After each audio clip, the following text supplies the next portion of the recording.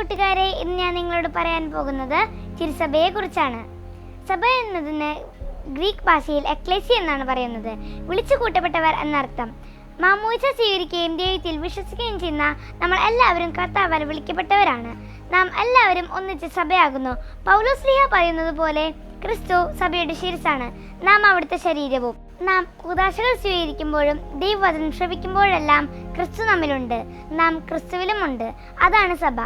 വിശുദ്ധ ലിഖിതത്തിൽ സഭയെ ധാരാളം പ്രതീകങ്ങൾ കൊണ്ട് വിവരിച്ചിട്ടുണ്ട്.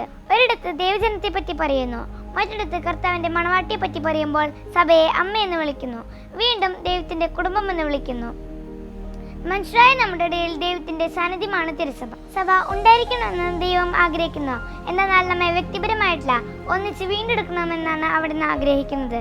മനുഷ്യവംശം മുഴുവനെയും തന്റെ ജനമാക്കാൻ അവിടുന്ന് ആഗ്രഹിക്കുന്നു. ക്രിസ്തുവിനോട് കൂടെ തുടങ്ങിയ ദൈവരാജ്യം എല്ലാ ജനതകളിലും മുളിച്ചു വരാൻ പരിശ്രമിക്കുക എന്നതാണ് സഭയിലെ ദൈവദൗത്യം. യേശു സഞ്ചരിച്ചിടത്തെല്ലാം സ്വർഗം ഭൂമിയെ സ്പർശിച്ചു. സമാധാനത്തിന്റെയും നീതിയുടെയും രാജ്യം ഉദ്ഘാടനം ചെയ്യപ്പെട്ടു. സഭ ദൈവജനത്തിന് സേവനം ചെയ്യുന്നു. സഭ തന്നിൽ തന്നെ ഒരു ലക്ഷ്യമല്ല. യേശു തുടങ്ങിയത് അവൾ നിർവഹിച്ചു കൊണ്ടിരിക്കണം. യേശു പ്രവർത്തിക്കുമായിരുന്നത് അവൾ പ്രവർത്തിക്കണം. യേശുവിന്റെ വിശുദ്ധ അടയാളങ്ങൾ, അതായത് കൂദാശകൾ, അവൾ തുടർന്നു കൊണ്ടിരിക്കുന്നു. യേശുവിന്റെ വാക്കുകൾ കൈമാറുന്നു. അതുകൊണ്ടാണ് ഏറെ ബലഹീനതകൾ ഉണ്ടെങ്കിലും ഭൂമിയിൽ സ്വർഗത്തിന് ശക്തമായൊരു അംശമായിരിക്കുന്നത്. തിരുസഭ ഏകവും വിശുദ്ധവും കത്തോലിക്കവും അപ്പസ്തോലികവുമാണ്. ഈ കൂട്ടായ്മയിലേക്കാണ് നാം ഓരോരുത്തരും മാമോദിസ വഴി അംഗങ്ങളായിരിക്കുന്നതും വിളിക്കപ്പെട്ടിരിക്കുന്നതും.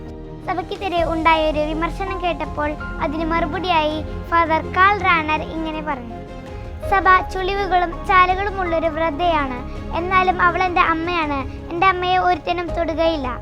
ഈ കാലഘട്ടത്തിൽ ഫാദർ കാൾ റാനറിന്റെ വാക്കുകൾ ഹൃദയത്തിൽ സ്വീകരിച്ച് സഭയ്ക്ക് വേണ്ടി മക്കളായി നമുക്ക് ഓരോരുത്തർക്കും നിലകൊള്ളാം. ഈശോ നമ്മെ സഹായിക്കട്ടെ, ശക്തിപ്പെടുത്തട്ടെ. ആമേൻ.